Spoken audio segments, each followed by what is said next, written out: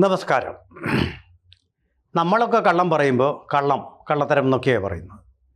എന്നാൽ രാഷ്ട്രതന്ത്രജ്ഞന്മാർ തമ്മിൽ കള്ളം പറയുമ്പോൾ അങ്ങോട്ടും ഇങ്ങോട്ടും കള്ളം പറയുമ്പോൾ അതിന് കള്ളമെന്നല്ല പറയുന്നത്. നമ്മളതിന് പറയുന്ന പേരാണ്, മനോഹരമായ ചാരുതയാർന്ന ഒരു പദമുണ്ട്, അതിൻ്റെ പേരാണ് ഡിപ്ലോമസി, നയതന്ത്രം എന്ന് പറയും.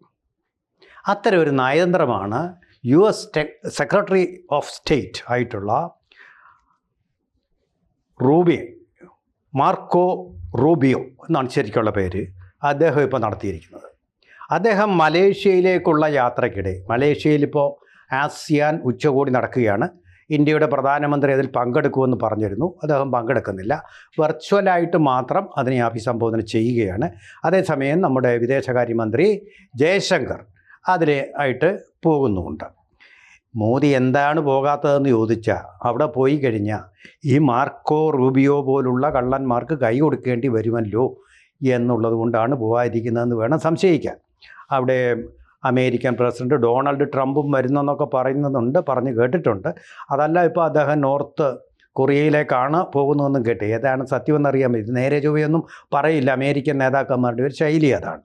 അത് പ്രധാനപ്പെട്ട നമ്മുടെ പോയിന്റ് എന്ന് പറയുന്നത്, മാർക്കോ റൂബിയോ പത്രക്കാരെ കണ്ടു, പോകുന്ന വഴിക്കാണ്, ഇടയ്ക്ക് വെച്ച് പത്രക്കാരെ കണ്ടപ്പോൾ അദ്ദേഹം പറഞ്ഞത് ഇന്ത്യയുമായിട്ടുള്ള ബന്ധങ്ങളെക്കുറിച്ചാണ്. പാകിസ്ഥാനുമായിട്ട് ബന്ധം വളരെ ശക്തമാക്കുകയാണല്ലോ അമേരിക്ക, അത് ഇന്ത്യയുടെ താല്പര്യങ്ങൾക്ക് വിരുദ്ധമാവില്ലേ എന്ന് പത്രക്കാർ നേരെ ചോദിച്ചു. അങ്ങനെയൊന്നുമില്ല, ഞങ്ങൾ പാകിസ്ഥാനുമായിട്ട് ബന്ധം മെച്ചപ്പെടുത്തുന്നതിൻ്റെ അർത്ഥം ഇന്ത്യയുമായിട്ട് മോശം ബന്ധമാകും എന്നൊന്നുമല്ല. അങ്ങനെ ഒരു അർത്ഥവുമില്ല. ഇത് പറഞ്ഞതിൻ്റെ അർത്ഥം നമ്മുടെ സാധാരണ ജനങ്ങൾക്ക് മനസ്സിലാവുന്ന ഭാഷയിൽ പറഞ്ഞ, ഒരാൾക്കൊരു ഭാര്യയുണ്ട്, ആ ഭാര്യയുമായിട്ട് അവർ സൗഹൃദത്തിൽ കഴിഞ്ഞു പോവുകയായിരുന്നു. ആ ഭാര്യയുടെ ബന്ധത്തിന് പുറമെ അപ്പുറത്ത് പോയിട്ട് വേറൊരു പെണ്ണിനുമായിട്ട്, കാമുകിയുമായിട്ട് അയാൾ ബന്ധം നടത്തും. ഈ കാമുകിയുടെ താല്പര്യത്തിന് വിരുദ്ധമാണ് ഭാര്യയുടെ താല്പര്യം, സംശയമില്ലാത്ത കാര്യമാണ്. എന്ന് വെച്ചാൽ ആഗോള തീവ്രവാദത്തിൻ്റെ തലസ്ഥാനമായ പാകിസ്ഥാൻ കയറ്റി അയക്കുന്നത് രണ്ട് കാര്യങ്ങളാണ്. ഒന്ന് കഴുത, രണ്ടാമത്തേത് ഭീകരവാദി. ഇത് രണ്ടാമതൊന്നും കയറ്റി അയക്കാനില്ല, എല്ലാം ഇറക്കുമതി ചെയ്യണം. അങ്ങനെയുള്ള രാജ്യമാണ്. കൂടുതലൊന്നും വിസ്തരിക്കുന്നില്ല, എല്ലാവർക്കും അറിയാവുന്ന കാര്യമാണ്. അത് ബോറടിക്കും വീണ്ടും പറഞ്ഞുകൊണ്ടിരുന്നു, അതുകൊണ്ട് പറയാത്തതാണ്. അപ്പോൾ അങ്ങനെയുള്ള ഒരു രാജ്യമായിട്ട് ഞങ്ങൾ ബന്ധം സ്ഥാപിക്കും. തൊട്ട അയൽപക്കത്തുള്ളത് ഇന്ത്യയാണ്.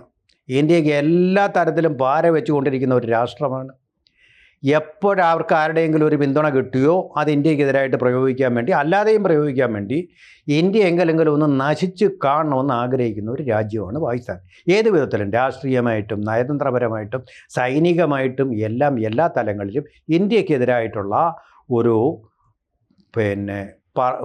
എപ്പോഴും വായ്ത്താരി പറഞ്ഞുകൊണ്ടിരിക്കുകയും പ്രവർത്തിക്കുകയും ചെയ്യുന്ന രാഷ്ട്രമാണ്. ആ പാകിസ്ഥാനുമായിട്ട് ഒരു ബന്ധം സ്ഥാപിക്കുക എന്ന് പറഞ്ഞാൽ അത് തീർച്ചയായിട്ടും ഇന്ത്യയുടെ താല്പര്യങ്ങൾക്ക് വിരുദ്ധമാണ്. ഇത് ഉരുത്തിരിഞ്ഞു വന്ന നമ്മുടെ ആഗോള രാഷ്ട്രീയത്തിന് വിരുദ്ധമാണ്. കാരണം ഇന്ത്യയുമായിട്ട് വളരെ അടുത്തു വന്നുകൊണ്ടിരുന്നതാണ് ആ രാജ്യം. ക്രമേണ ഡെമോക്രാറ്റുകൾ ഭരിച്ചപ്പോഴും റിപ്പബ്ലിക്കന്മാർ ഭരിച്ചപ്പോഴും ആ ബന്ധം മൻമോഹൻ സിംഗിൻ്റെ കാലം തൊട്ടേ ഇങ്ങനെ അടുത്തടുത്ത് വന്നുകൊണ്ടിരിക്കുകയായിരുന്നു. പെട്ടെന്നാണ് അതിൽ നിന്നൊരു ഡീവിയേഷൻ സംഭവിച്ചുകൊണ്ട് പാകിസ്ഥാനിലേക്ക് അവരുടെ ശ്രദ്ധ പോയത്.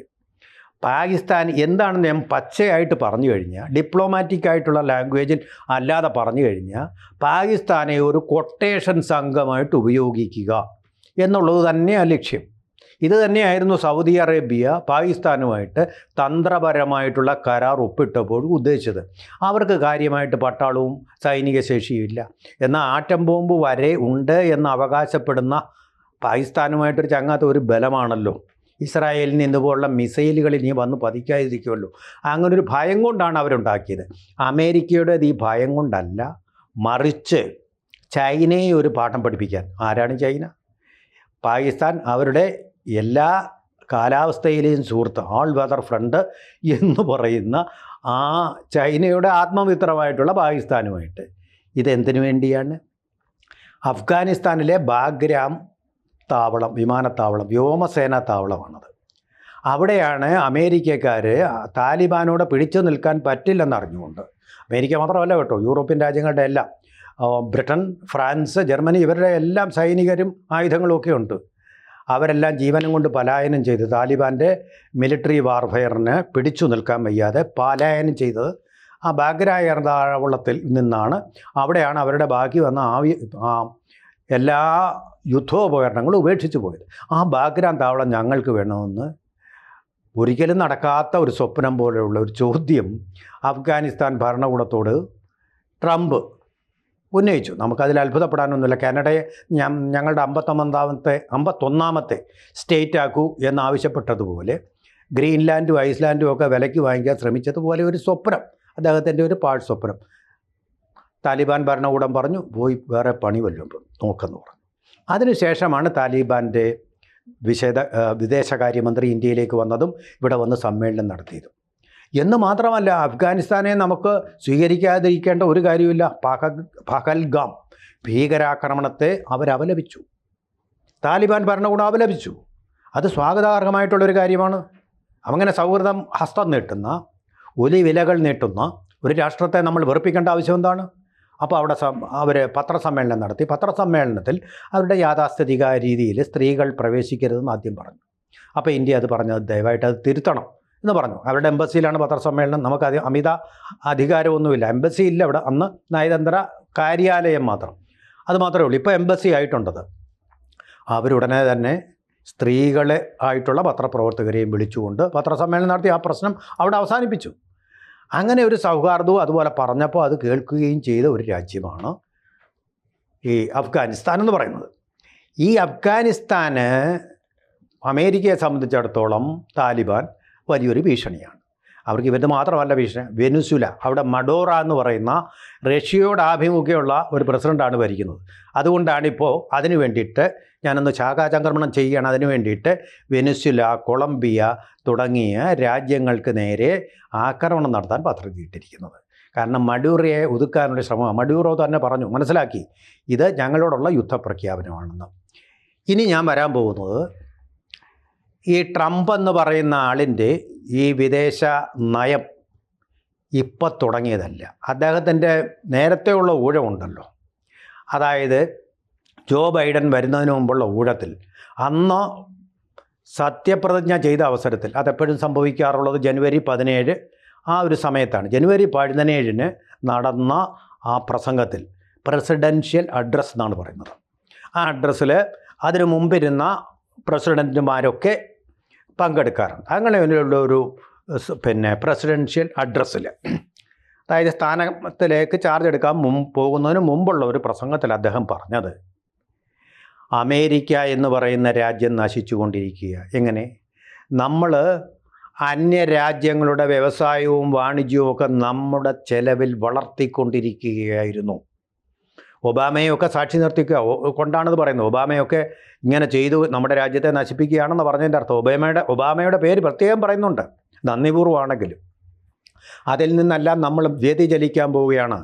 ഇനിമേലിൽ അമേരിക്കയുടെ ചെലവിൽ ആരും വ്യവസായ അഭിവൃദ്ധി നേടേണ്ടെന്ന് അന്നേ പറഞ്ഞിട്ടുണ്ട്. അല്ലാതെ ഇന്ത്യ വളരുന്നത് കണ്ട് മാത്രമല്ല, അദ്ദേഹത്തിൻ്റെ നയം അങ്ങനെയാണ്. മേക്ക് അമേരിക്ക ബിഗ് എഗെയിൻ എന്നാണല്ലോ, മാഗ എന്നാണല്ലോ ഇപ്പോൾ പറയുന്നത്. മേക്ക് അമേരിക്ക ഗ്രേറ്റ് എഗെയിൻ എന്നാണ് ഇപ്പോഴത്തെ മുദ്രാവാക്യം. അന്ന് അദ്ദേഹം പറഞ്ഞ മുദ്രാവാക്യം മേക്ക് അമേരിക്ക ബിഗ് എഗെയിൻ എന്നുള്ളതാണ്. ഗ്രേറ്റ് എന്നുള്ളതിന് പകരം ബിഗ്. ആ വാക്കുകൾ മാത്രമേ മാറ്റിയുള്ളൂ, ആശയം ഒന്ന് തന്നെയാണ്. ചുങ്കം അവസാനിപ്പിക്കുക. അതുപോലെ മറ്റൊരു കാര്യം പറഞ്ഞു, അതാണ് പ്രധാനം ഈ കോൺടെസ്റ്റിൽ. അദ്ദേഹം പറഞ്ഞ മറ്റൊരു കാര്യം, നമ്മുടെ പട്ടാളക്കാരുടെ ശേഷിയും ഒക്കെ മറ്റു രാജ്യങ്ങൾക്ക് വേണ്ടി വിനിയോഗിക്കുകയായിരുന്നു. അതാണ് പ്രധാനപ്പെട്ട ആ പ്രസിഡൻഷ്യൽ അഡ്രസ്സ് നമുക്ക് ലഭ്യമാണ്, അതെടുത്ത് വായിച്ചു നോക്കിയാൽ മതി. അതിനി നിർത്താൻ പോകുക എന്ന് പറഞ്ഞാൽ അഫ്ഗാനിസ്ഥാനിലായാലും മറ്റു രാജ്യങ്ങളിലായാലും നമ്മുടെ സൈന്യങ്ങളെ അവിടെ വിന്യസിച്ച് മറ്റുള്ളവരാൽ കൊല്ലപ്പെടാൻ ഇനി നമ്മൾ സമ്മതിക്കില്ല. അതാ നയം. ആ നയത്തിന് വിരുദ്ധമായിട്ടാണിപ്പോൾ വെനസ്വേലയിലെ ഈ മയക്കുമരുന്ന് കാർട്ടലുകൾക്കെതിരെ നമ്മുടെ സൈന്യത്തെ അയക്കുന്നത്. മയക്കുമരുന്ന് കാർട്ടൽ എന്ന് പറഞ്ഞാൽ ഓരോ രാജ്യത്തെക്കാളും വലിയ ശക്തികളാണെന്നേ. പാകിസ്ഥാൻ എന്ന് പറയുന്ന രാജ്യത്തെക്കാളും ശക്തമാണ് കൊളംബിയയിലെ കാർട്ടൽ, മയക്കുമരുന്ന് കാർട്ടൽ. അവരുടെ പോയി കഴിഞ്ഞാൽ പട്ടാളക്കാരെ കൊണ്ടല്ല, ഗുണ്ടകളെ കൊണ്ടായിരിക്കും അമേരിക്കൻ പട്ടാളത്തെ അവർ കൊല്ലിക്കുന്നത്. ഒരു തരം ഗെറില്ല വാർഫെയർ തന്നെ. അതിനവർ ആൾക്കാരുണ്ട്. അപ്പോൾ അവിടെ വീണ്ടും പോവുകയാണ്. അപ്പോൾ അദ്ദേഹം പ്രസിഡൻഷ്യൽ സ്പീച്ചിൽ പറഞ്ഞ കാര്യങ്ങളിൽ നിന്ന് ശക്തമായ വ്യതിചലനം, അമേരിക്കയുടെ നയത്തിൽ നിന്ന് തന്നെ ശക്തമായ വ്യതിചലനം. അമേരിക്കയുടെ ഇതുവരെ നയം എന്ന് പറഞ്ഞാൽ മറ്റു രാജ്യങ്ങളെ സഹായിക്കുക, ജനാധിപത്യം വളരാൻ സഹായിക്കുക, മറ്റു രാഷ്ട്രങ്ങൾ വളർന്നോട്ടെ അമേരിക്കയുടെ ചെലവിൽ നിന്നുള്ളതായിരുന്നു. അതിൽ നിന്നുള്ള ക്രൂരമായ ഒരു വ്യതിചലനം ഇതിനകത്ത് വന്നിട്ടുണ്ട്. അതുപോലെ തന്നെ പാകിസ്ഥാനുമായിട്ട് ഈ ബന്ധം സ്ഥാപിക്കുന്ന എന്തിനു വേണ്ടിയിട്ടാണ്? ഇന്ത്യക്കെതിരായിട്ടല്ല തീർച്ചയായിട്ടും, മറിച്ച് ഇതിനെ ഒരു കൊട്ടേഷൻ സംഘമായിട്ട് ഉപയോഗിച്ച് ബാഗ്രാം വിമാനത്താവളം അവർക്ക് കിട്ടിയില്ലെങ്കിൽ പാകിസ്ഥാനെ ഉപയോഗിച്ച് ആക്രമിക്കാൻ വേണ്ടിയിട്ടാണ്. അതിനു വേണ്ടിയിട്ട് നടത്തുന്ന ഒരു തന്ത്രമാണ്. എന്നിട്ട് ഈ മാർക്കോ റൂബിയോ പറയുന്ന മറ്റൊരു കാര്യം കൊണ്ടുണ്ട്. ഇന്ത്യയും ഞങ്ങൾക്ക് ഇഷ്ടമല്ലാത്ത ചില രാജ്യങ്ങളോട് സൗഹൃദം പുലർത്തുന്നുണ്ടോ? അപ്പം നിങ്ങൾക്കിത് കാണിക്കാമെങ്കിൽ ഞങ്ങൾക്കിത് കാണിച്ചുകൂടെ? പിന്നെ എന്താ റഷ്യയിൽ നിന്ന് എണ്ണ വാങ്ങിക്കുന്ന കുഴപ്പം? നിങ്ങൾക്ക് ഇഷ്ടമല്ലെന്ന് പറഞ്ഞ് ഞങ്ങൾ അവിടെ നിന്ന് എണ്ണ വാങ്ങിക്കാതിരിക്കണോ? നിങ്ങൾക്ക് അഫ്ഗാനിസ്ഥാനെ ഇഷ്ടമല്ലെന്ന് പറഞ്ഞ് ഞങ്ങൾ സൗഹൃദം സ്ഥാപിക്കാതിരിക്കേണ്ട എന്താ കാര്യം? എന്താ അവരുമായിട്ട് ഞങ്ങൾക്ക് പണ്ട് തൊട്ടേ ഒരു ശത്രുതയില്ല. രാജാവ് ഭരിച്ച കാലം മുതലേ അവിടുത്തെ ഭരണം എന്താണെന്നും അത് ഭരണമാറ്റണം പറയണമെന്ന് പറഞ്ഞ് ഞങ്ങൾ ലോക പോലീസൊന്നും അല്ല നിങ്ങളെപ്പോലെ.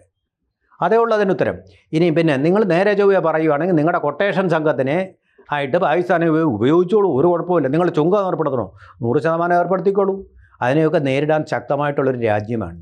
പണ്ടായിരുന്നെങ്കിൽ നടക്കില്ലായിരുന്നു. അതുകൊണ്ട് താമസിയാതെ നിങ്ങൾ എന്ത് ചുമത്തിയാലും ഇന്ത്യ സ്റ്റഡി പ്രോഗ്രസ് ഇപ്പോഴും കുറയ്ക്കാൻ പറ്റിയിട്ടില്ലെന്നാണ് ഇതിൻ്റെ വേൾഡ് വാച്ചേഴ്സൊക്കെ പറയുന്നത്.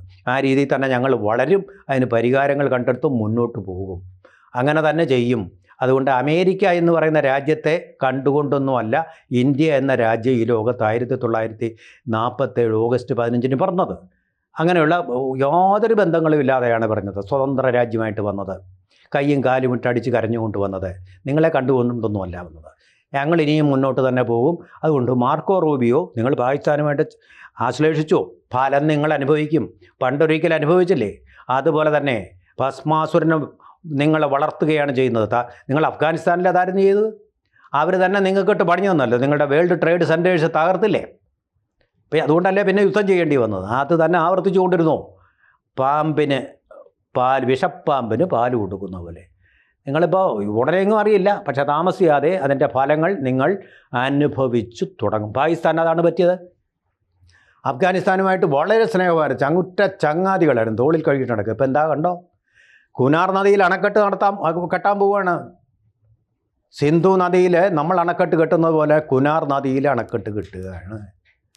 ആകെ ഉണ്ടായിരുന്ന 2 ജലസ്രോതസ്സുകളും അടഞ്ഞ് പാകിസ്ഥാൻ, അവരുടെ മനസ്സ് തന്നെ മരുഭൂമിയാണ് ഇപ്പോൾ തന്നെ പാകിസ്ഥാൻ്റെ. ഇനിയും അവരുടെ ഭൂമിയും മരുഭൂമിയായിട്ട് മാറുകയാണ് ഫലം. അമേരിക്ക വിചാരിച്ചാലും പിടിച്ചു നിർത്താൻ പറ്റില്ല ഈ ഒരു കാവ്യനീതി. കൂടുതൽ വാർത്തകളും വിശേഷങ്ങളും നിങ്ങളിലേക്ക് എത്താൻ ABC മലയാളം സബ്സ്ക്രൈബ് ചെയ്യുക, ബെൽ ബട്ടണും അമർത്തുക.